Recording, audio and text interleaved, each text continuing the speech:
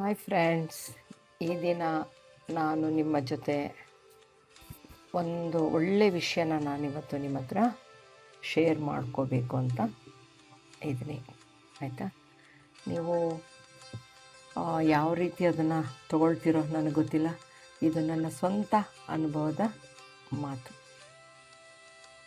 ನಾನು ಈ ದಿನ ತುಂಬ ಅಂದರೆ ಚಿಕ್ಕದಾಗಿ ನಿಮಗೆ ವಿಷಯನ, ನನ್ನ ಸ್ವಂತ ಅನುಭವನ ನಿಮ್ಮ ಮುಂದೆ ಹೇಳ್ತಾ ಇದ್ದೀನಿ. ಇದನ್ನು ಅನುಸರಿಸೋದು ಬಿಡೋದು ನಿಮ್ಗೆ ಸೇರಿದ್ದು. ಯಾವುದೇ ವಿಷಯಗಳಾಗಲಿ, ಯಾವುದೇ ಘಟನೆಗಳಾಗಲಿ ನಮ್ಮ ಅನುಭವಕ್ಕೆ ಬಂದ ಮೇಲೇ ನಮಗೆ ತಿಳಿಯೋದು ಏನಾಯಿತು, ಹೇಗಾಯಿತು, ಇದೆಲ್ಲ ನಿಜನಾ ಅಂತ. ಆದರೆ ಅದಕ್ಕೆ ಪರಿಹಾರ ಎಲ್ಲಿದೆ? ನಮ್ಮಲ್ಲಿಯೇ ಇದೆ. ಅದನ್ನು ನಾವು ಪಾಲಿಸಬೇಕು ಅಷ್ಟೇ. ಓಕೆನಾ?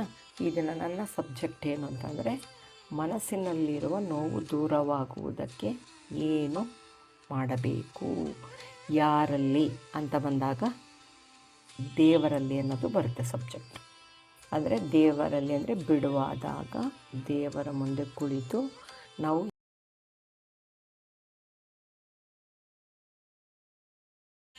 ನಿಮಗೆ ಮೆಡಿಟೇಷನ್ ಮಾಡೋದು ಗೊತ್ತಿರುತ್ತೆ. ಅವಾಗ ಕೂತ್ಕೊಂಡು ನೀವು ದೇವರನ್ನು ಬಿಟ್ಟು ಹೇಗೆ ಹಲವಾರು ಪ್ರಶ್ನೆಗಳು ದೇವ್ರ ಹತ್ರ. ದೇವರೇ, ನಂಗೆ ಒಳ್ಳೆ ನೆಮ್ಮದಿ ಕೊಡಪ್ಪ, ಏನು ಬೇಡಪ್ಪ, ನನಗೊಂದು ಮನ್ಸಿಗೆ ಶಾಂತಿ ಕೊಟ್ಬಿಡು, ನೆಮ್ಮದಿ ಕೊಡು, ನನಗಿನ್ನೇನೂ ನನಗೆ ಬೇಕಾಗಿಲ್ಲ.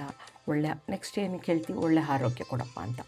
ಏನೇನೋ ತಿಂದು ನಾವು ಒಳ್ಳೆ ಆರೋಗ್ಯ ಕೇಳೋದಲ್ಲ, ಒಳ್ಳೆಯದನ್ನೇ ತಿನ್ನಬೇಕು, ಒಳ್ಳೆಯ ಊಟನೇ ಮಾಡಬೇಕು. ಆವಾಗ ಏನು ಮಾಡಬೇಕಾಗತ್ತೆ ಅಂದರೆ, ಆವಾಗ ನಾವು ದೇವ್ರ ಹತ್ರ ಒಳ್ಳೆಯ ಆರೋಗ್ಯ ಕೇಳಿದ್ರೆ ದೇವರು ಒಳ್ಳೆಯ ಆರೋಗ್ಯನ ಕೊಡ್ತಾರೆ. ಆಮೇಲೆ ಕೆಲವರು ಏನು ಮಾಡ್ತಾರೆ, ಅಪ್ಪ ಅಮ್ಮ ಅಜ್ಜಿ ತಾತ, ಕೆಲವರು ವಯಸ್ಸಿದ್ದವರು ಕೂಡ ಏನೋ ಮನಸ್ಸಿಗೆ ತುಂಬ ನೋವಾದಾಗ, ದೇವರೇ ಬೇಗ ಮುಕ್ತಿ ಕೊಟ್ಬಿಡಪ್ಪ, ಈ ಜನ್ಮಕ್ಕೆ ಸಾಕು, ನಮಗೆ ಏನೂ ಬೇಕಾಗಿಲ್ಲ, ಸಾಕಪ್ಪ ಅನಿಸ್ಬಿಟ್ಟಿದೆ ಅನ್ನೋ ಥರಕ್ಕೆ ಮುಕ್ತಿಗಾಗಿ ದೇವರನ್ನು ಬೇಡ್ತಾರೆ. ಮತ್ತು ನಮ್ಮವರೆಲ್ಲರ ಖುಷಿಗಾಗಿ.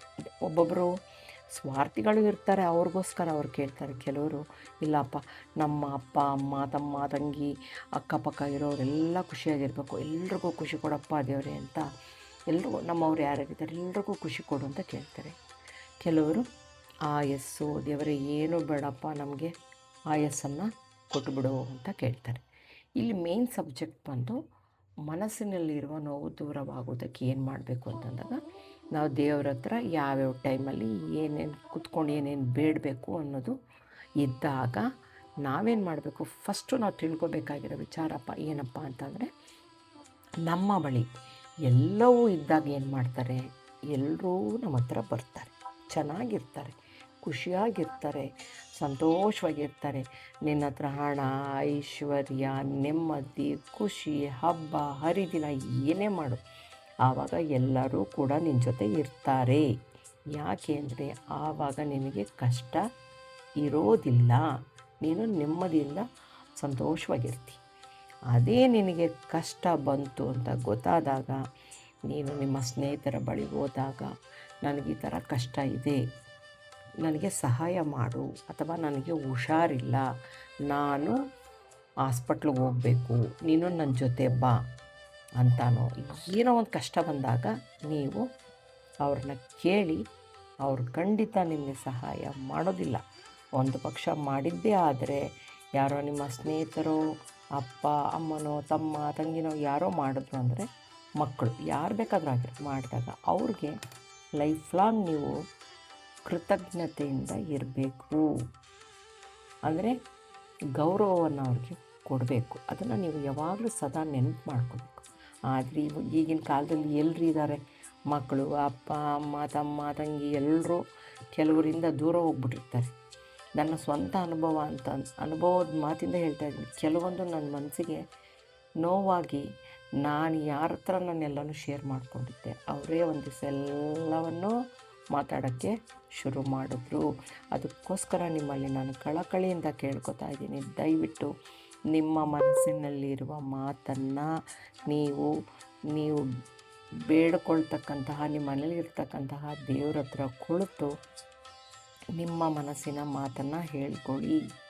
ಮತ್ತು ಒಳ್ಳೆ ಪರಿಸರಕ್ಕೆ ಹೋಗಿ ಕೂತ್ಕೊಳ್ಳಿ, ಒಳ್ಳೆ ನೇಚರಲ್ಲಿ ಕೂತ್ಕೊಳ್ಳಿ, ಮರ ಗಿಡಗಳ ಹತ್ರ ಮಾತಾಡಿ, ಅವುಗಳ ಹತ್ರ ನಿಮ್ಮ ನೋವನ್ನು ಹೇಳ್ಕೊಳ್ಳಿ.